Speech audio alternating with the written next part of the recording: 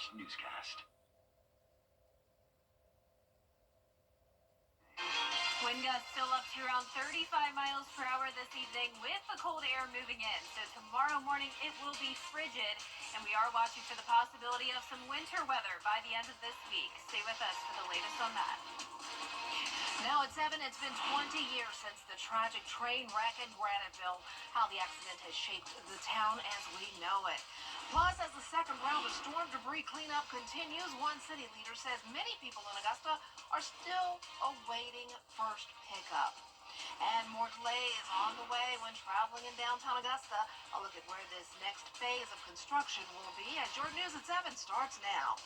Live from Television Park, this is WJBF News Channel 6 at 7. Good evening, everyone. I'm Dee Griffin. Thanks so much for joining us. We'll get to those top stories in just a moment. But first, we want to begin with a first check of our weather with Chief Meteorologist Jenna Petracci, who is tracking some chilly weather. Jenna? Yeah, that's exactly right, Dee. So it is a clear and cold night. We had the cloud cover this morning with the rain and warmer temperatures, but now things are definitely changing. So this is what we were talking about all last week, the Arctic blast that's taking over the area. Here's a look at our Terry Lambert Hyundai Skyview cam now at Television Park. Today we had a windy day, and we still have a wind advisory in effect. It's actually been extended until 7 a.m. tomorrow. So this was originally set to expire at 7 o'clock tonight. We're at 7 o'clock now, and you can see we do still have that wind advisory in effect. Winds are gusting up to around 22 miles per hour, actually sustained at 22 miles per hour, but notice the gusts are up to 25 in some places, 30 in others, and today we had a 40-mile-per-hour wind gust at Augusta Busch Field, along with a quarter of an inch of rain that came through this morning. Our temperatures were in reverse, so our high actually came early this morning, and our low temperature of 46 happened around midnight. So that happened early. Temperatures warmed up as the morning went on, and then we were already back into the 40s by around 5 o'clock this evening, and right now we're sitting at 43 in Augusta, 38 in Thompson, 45 in Barnwell, Louisville, you're at 40, Sylvania at 47, 38 in Gibson, and 37 in Washington. Now, when you factor in the wind, it is feeling like only 25 degrees now in Washington, 26 in Crawfordville. So it's definitely our far northwestern counties that are dealing with the harshest wind chill tonight. And remember, we're only at 7 o'clock, so the temperatures will continue to fall drastically overnight tonight. Still some cloud cover behind the front with snow showers up in Tennessee and all the way up the East Coast, but we are going to see the winds start to settle down overnight with a colder rest of the week with the potential of some wintry weather by Friday and maybe even into Saturday. So stay with us for the latest on that, but back to you, Dee. All right, thanks so much. We will see you then. And with those dropping temperatures, the Salvation Army is preparing to help more people in need. The shelter on Park Avenue in Aiken is at capacity, but they brought in extra beds. Now, during the day, if temperatures drop below 40 degrees, they'll open their doors as a warming shelter. They'll offer soup and other resources to help people get back on their feet. In Richmond County, the overnight warming shelters include the Augusta Rescue Mission, Garden City Rescue Mission, and the Salvation Army Center of Hope. In Grovetown, Liberty Park will serve as warming centers open during normal business hours. Well, free Augusta City bus rides are being offered from the Broad Street Transfer Facility to May Park and to the Augusta Warming Shelters. Service runs from 3 p.m. until 8 p.m. and you must call 706-821-1719 before 8 p.m. to get a ride. Now, you can find all the full list of warming shelters on our website. Just go to WJBF.com. We have everything there for you.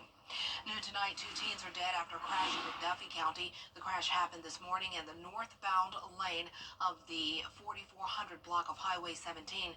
The teens have been identified as 16-year-old Zamaya Browens and 16-year-old Denijah Granberry. And she was the passenger in the vehicle. The condition of the driver is unknown. Both of them were passengers, and both are from Athens, Georgia. State Patrol is currently investigating this tragedy. Augusta has been picking up storm debris for 3 months now, but dozens of residents are still waiting on the first trucks. Large debris piles still line many streets from the damage caused by Hurricane Helene back in September.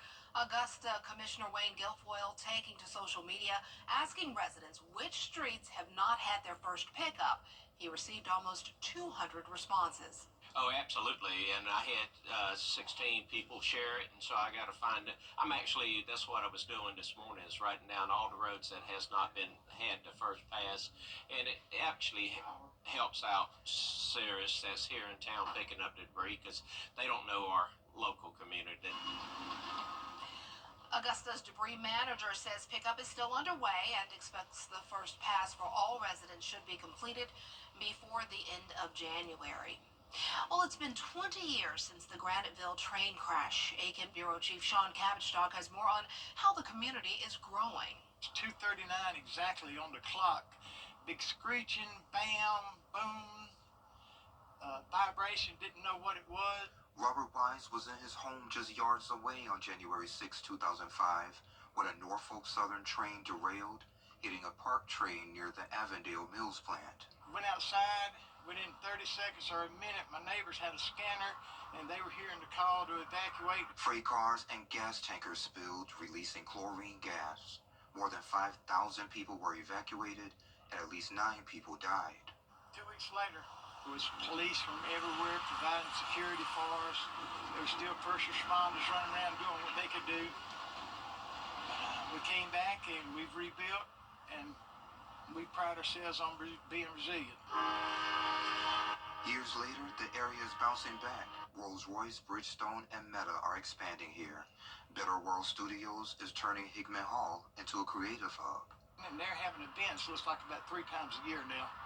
And they're selling off some of this art. They're letting people know what they are and who they are. The Graniteville Mill and the Lavelle McCampbell School could be converted into housing. This week, so many houses at Sage Creek. I said, where do y'all work? They said, everywhere. We're in the Army, we're in cybersecurity, we're in medical. So we've got more people coming here than we ever thought we'd have, for sure. People who live in Graniteville are hoping incorporation will be a part of their future. Meanwhile, a cross at the crash site and a memorial for those killed serves as reminders of the past and hopes for the future. Just my little way of saying, hey, we haven't forgot you, and we think about you not just once a year, but we think about y'all very often. In Graniteville, I'm Aiken Bureau Chief Sean Cabbage, WJBF News Channel 6. Happening right now, this is the 3rd day of public services for former President Jimmy Carter, who died a week ago at the age of 100. A live look now at the Carter Center in Atlanta, where his body is currently lying in repose. The public can pay their respects until 6 a.m. on Tuesday. Then state funeral services move to Washington, D.C. from Atlanta.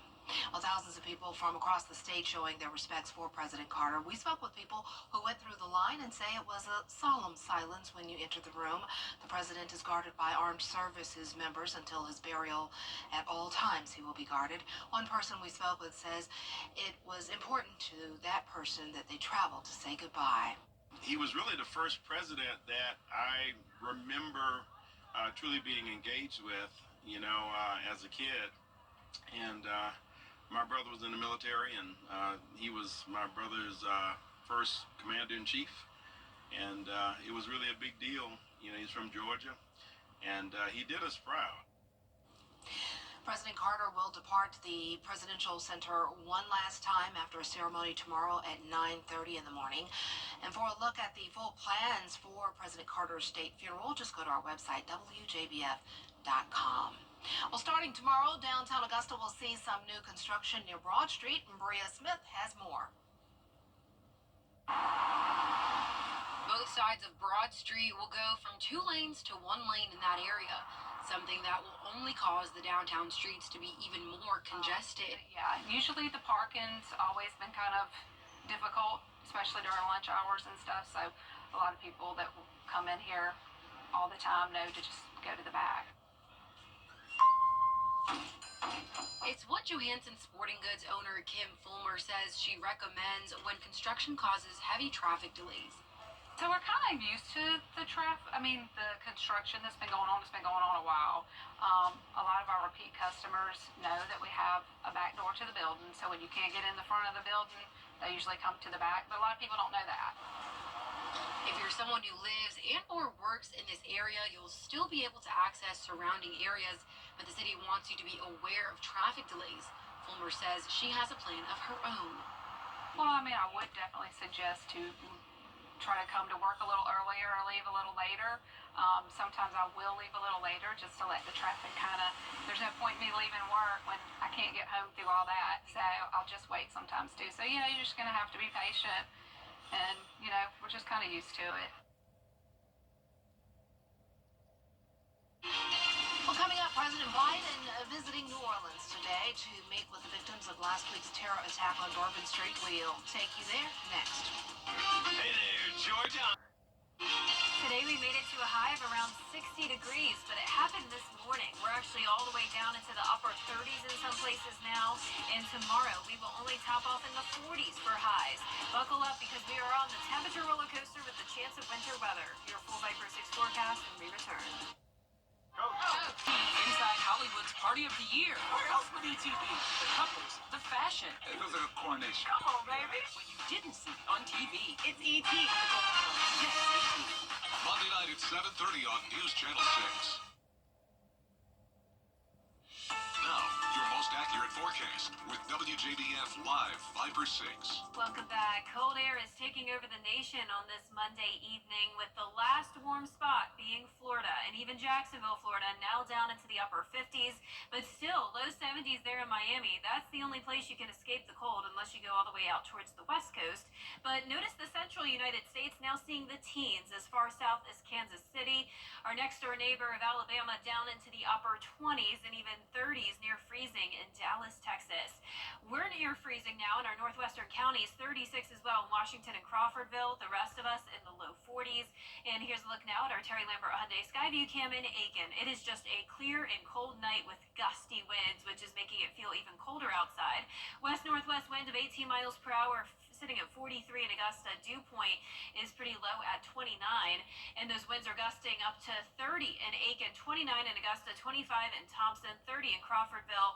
As I mentioned at the top of the show, we will see that wind advisory for the next 12 hours, so winds will still be breezy through tomorrow morning, and of course that is going to bring us a pretty harsh wind chill. Cold front is off the coast now with the rain ahead of it. Cold front has also brought some snow up towards Tennessee and even into parts of Alabama. Now for us, we have very dry air in place, so we don't have to worry about any winter weather tonight or tomorrow, but we do have to worry about that wind chill down to around 22 degrees as your feels like temperature tomorrow, and some of us could even be feeling like the teens.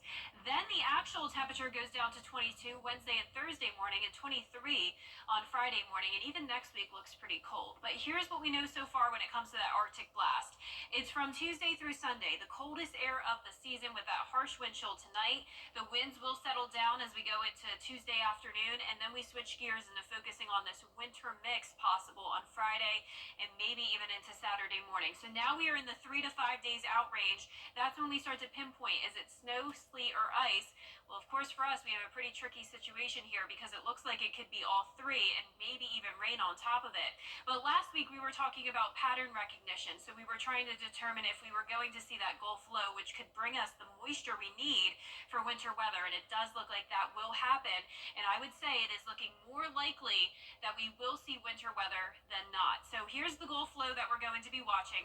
It's likely that it will take this track parallel to the Gulf Coast, and that will bring us the winter mix. So we're talking all different types of winter weather in the mix. Now, the cold air will be in place, so it's possible that this low could take a northern track, and that would just bring us a cold rain, but we would be above freezing to prevent any of that winter weather. But here's what we're thinking as of now. The northern half of the CSRA, primarily north of I-20, has the highest chance of winter weather overall and the best chance of seeing snow.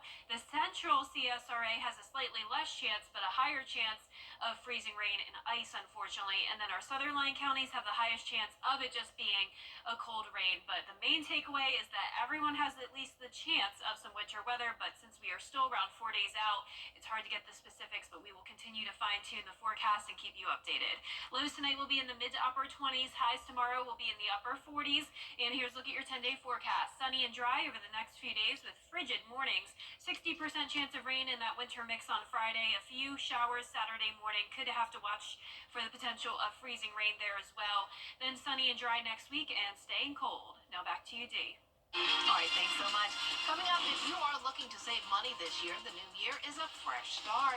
A look at how to be a smart shopper when we return.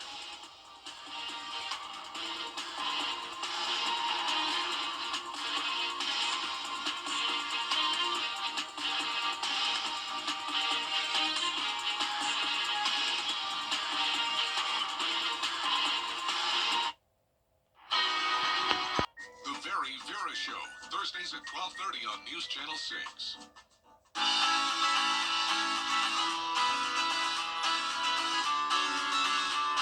Follow News Channel 6 on Instagram. If 2024 was unkind to your wallet, the new year is a great time for a fresh start. A solid saving strategy and smart shopping hacks can help you get set up for success. Jacqueline Lee has some tips you should know.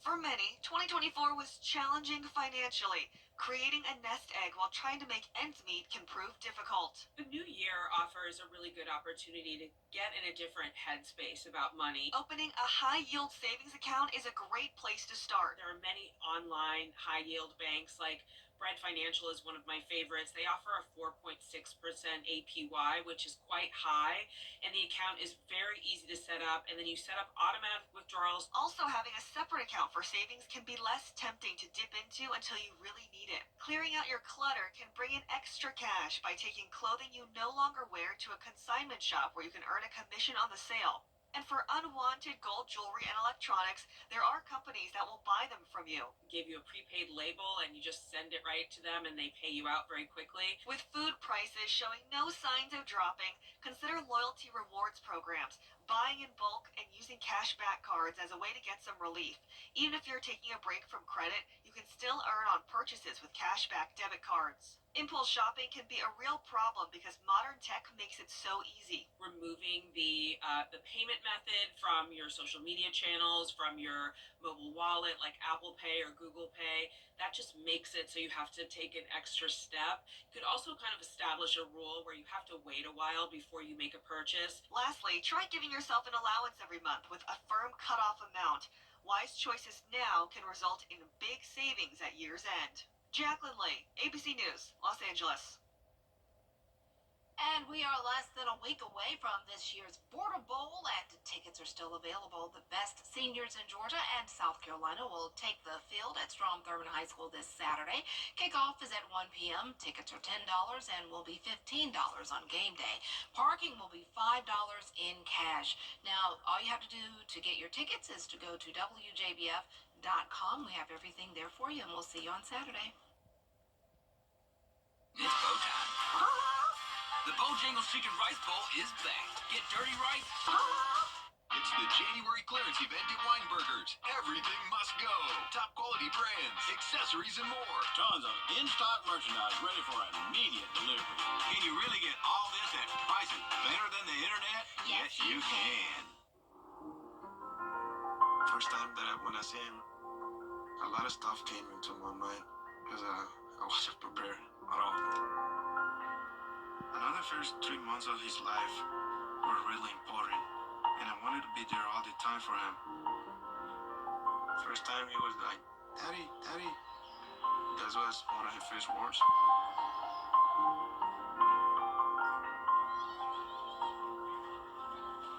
He grew up so quick. He just surprised me every day. He's really smart.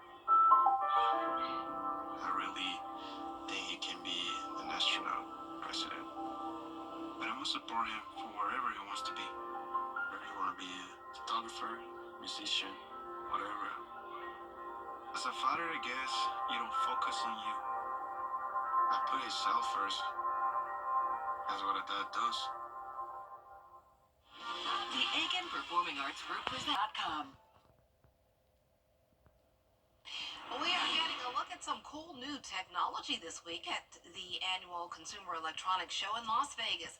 This is the Robo Rock brand vacuum, which can 24th and 25th. Get your tickets at aikenarts.com.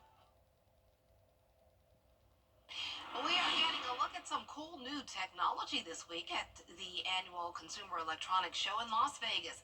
This is the Robo Rock brand vacuum, which can find small objects and move them by using AI. Machine learning identified more than 100 different, I'm busy watching it with you. They identify more than 100 obstacles around the house, like loose cables. So I guess it just moves it out of the way so it can vacuum for you.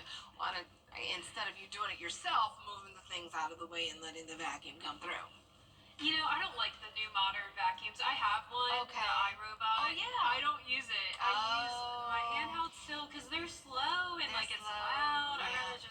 So Good point. Good point. Well, our 10-day forecast showing sunny and cold weather for the most part this week, but cloudy with the chance of rain in the winter mix Friday into Saturday morning. Then more cold weather next week. We can't escape it, dude. Oh, we can't bundle up those kids in the morning when they head off to school. But that's our time for now. Have a good night.